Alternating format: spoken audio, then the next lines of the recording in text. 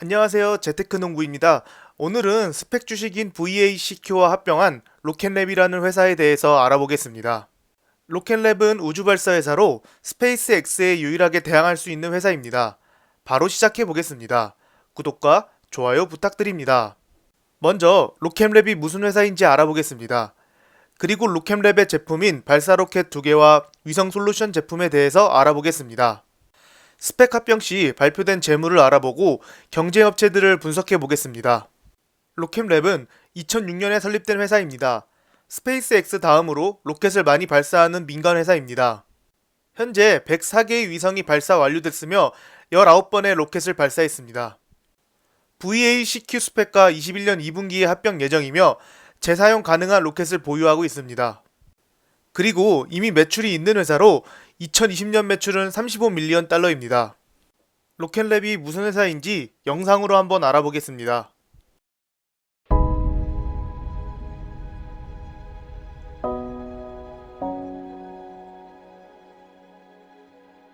When we set out to democratize access to space, we started with launch. We wanted to make it easy for small satellites to get to orbit faster and more frequently, and to do it on their terms. So we built a rocket unlike any other.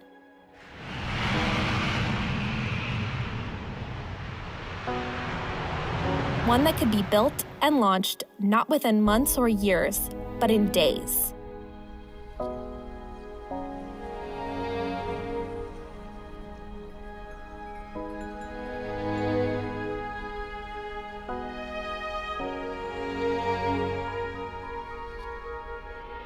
A rocket that could be recovered and then launched again.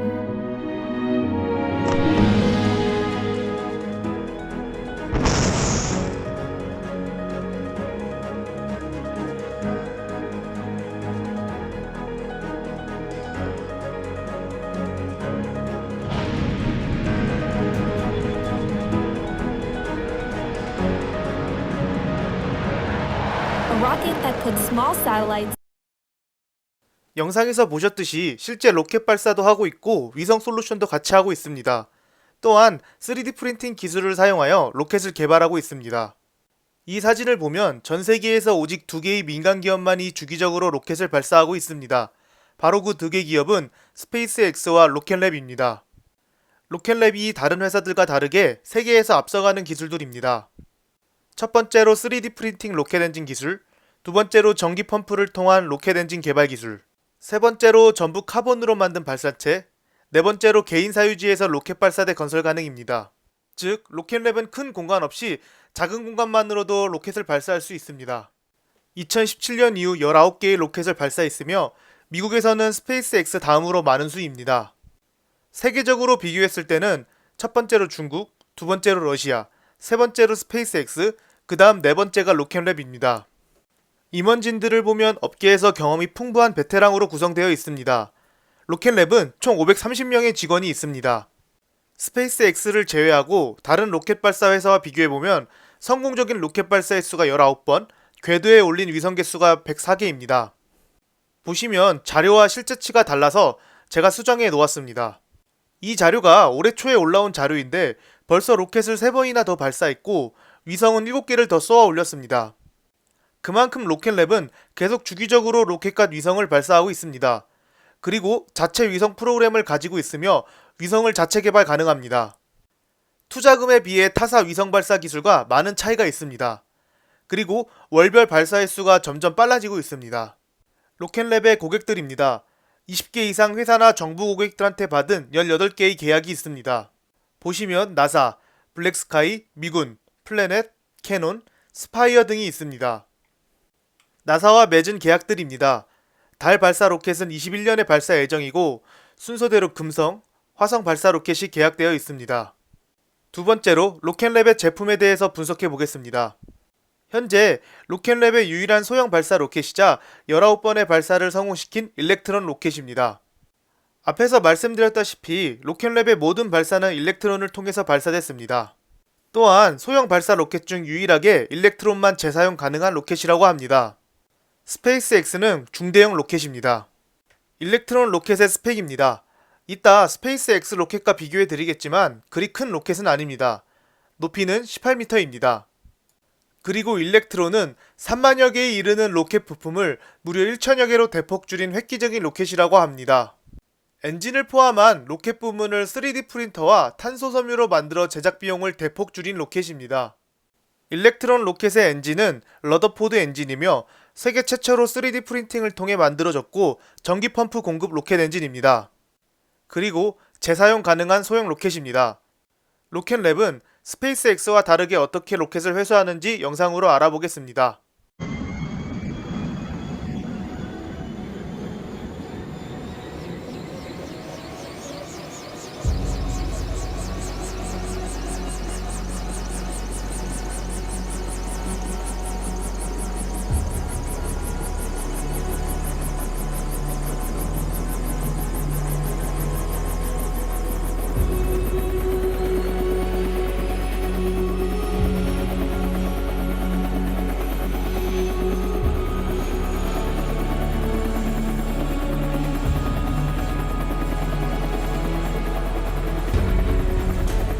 Traffic, 2 helicopters in formation departing to drop zone 30 miles east.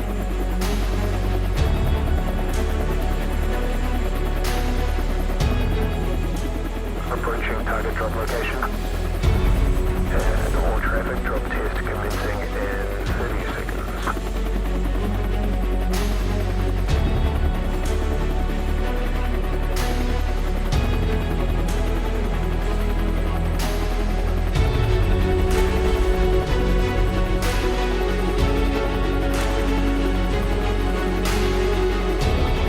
Delta releasing in 5, 4, 3, 2, 1, released.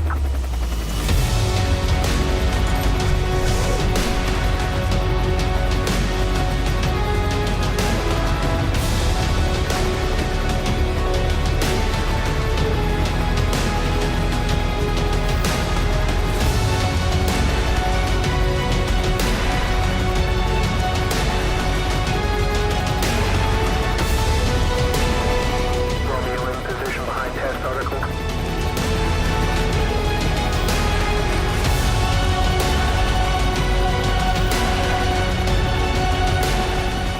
Initiating final catch approach.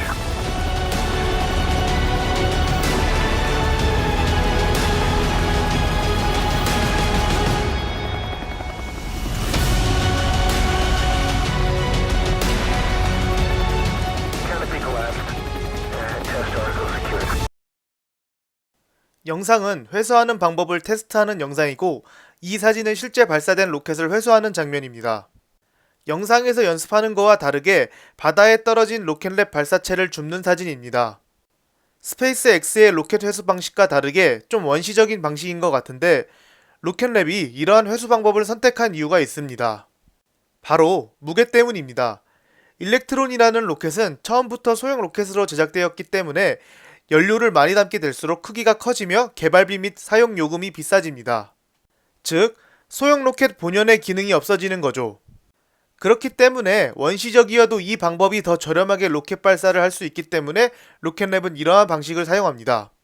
두 번째 로켓은 뉴트론으로 현재 로켓랩에서 개발 중인 중형 로켓입니다. 이 로켓은 적게도는 8,000kg까지 보낼 수 있고 화성 금성까지는 1,500kg까지 보낼 수 있습니다. 일렉트론과 마찬가지로 재사용이 가능합니다. 높이는 40m이고 2024년에 첫 발사가 진행될 예정입니다. 스페이스X의 팔콘 9 로켓과 비교한 자료입니다. 보시면 스페이스X 팔콘 9 로켓보다는 조금 작은 크기입니다. 하지만 스페이스X 팔콘 9 로켓을 대체할 수 있는 로켓이라고 합니다. 팔콘 9과 비슷하게 우주 비행사를 우주로 보낼 수 있다고 합니다. 뉴트론의 대략적인 크기를 영상으로 한번 알아보겠습니다. More exciting and most unusual for Rocket Lab is that this vehicle is capable of human spaceflight. Launching 2024.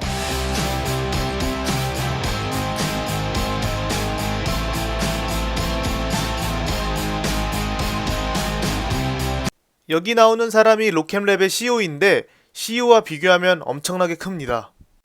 그리고 영상에서 보신 부분은 로켓 머리 부분입니다. 세 번째로 로켓랩은 위성 솔루션을 제공하고 있습니다.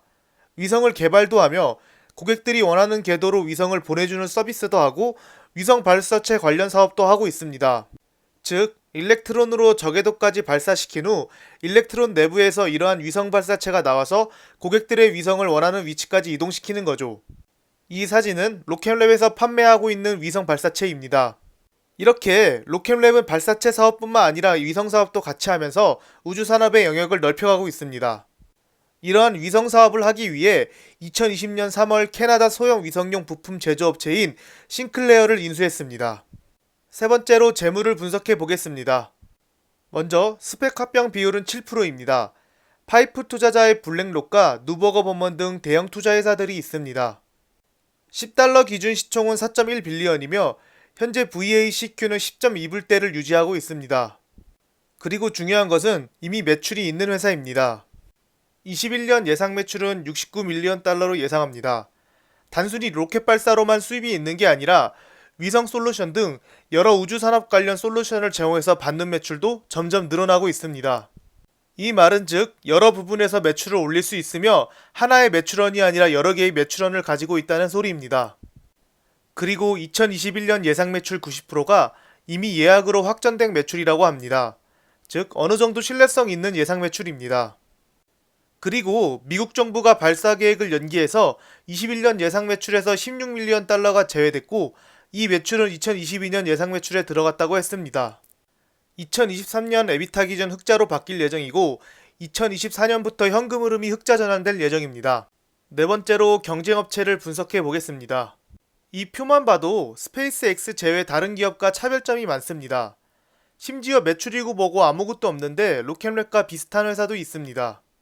현재 상업 서비스를 시작하고 수입을 내고 있는 회사는 스페이스X와 로켓랩만 있습니다.